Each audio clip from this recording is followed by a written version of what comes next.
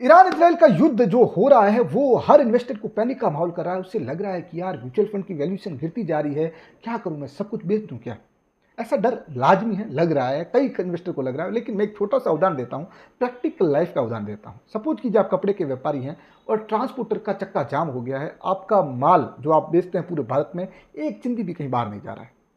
अब इस केस में ग्रे मार्केट डाउन हो गए हैं, जो माल आप कच्चा माल 25 रुपये में लेते थे अब वो 15 रुपये मिलने लगा है। अब आप इस केस में क्या करेंगे?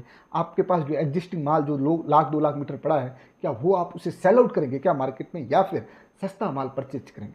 क्योंकि आपको पता है कि ये ट्रांसपोर्टर्स की हड़ताल है, ये 10 15 20 दिन बाद में ऑटोमेटिक सॉर्ट आउट होगी, और जिस दिन सॉर्ट आउट होगी मार्केट वापस डिमांड क्रिएट होगी और मैं मुनाफा कमाऊंगा। लेकिन इन्वेस्टमेंट के केस में आप ऐसा नहीं सोच रहे। आपको लग रहा है ईरान इजराइल जो है उसमें एक जो ट्रांसपोर्टेशन का रास्ता जिससे तेल आया जाया करता था वो टेम्परेरी बंद हो रखा है, उसकी वजह से भाव बढ़े हुए हैं, उसकी वजह से अर्थव्यवस्था डाउन हो रही है, टेम्परेरी नेचर।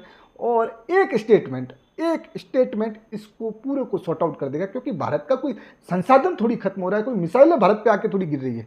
भारत का तो सिर्फ एक माहौल बना हुआ है और रास्ता जो ट्रांसपोर्टेशन की हड़ताल है सिर्फ। तो इसलिए आप इसके बारे में ज़्यादा मत सोचिए, ये एक स्टेटमेंट से सही होगा। आप कर क्या सकते हैं ऐसे माहौल में जब मार्केट डिस्काउंट हो रखा है? आप ज़्यादा से ज़्यादा पैसे इन्वेस्ट कीजिए, और यही फर्क डालता है 13% और 17% के रिटर्न में। और नहीं तो आपको सिर्फ ये पछताना होगा कि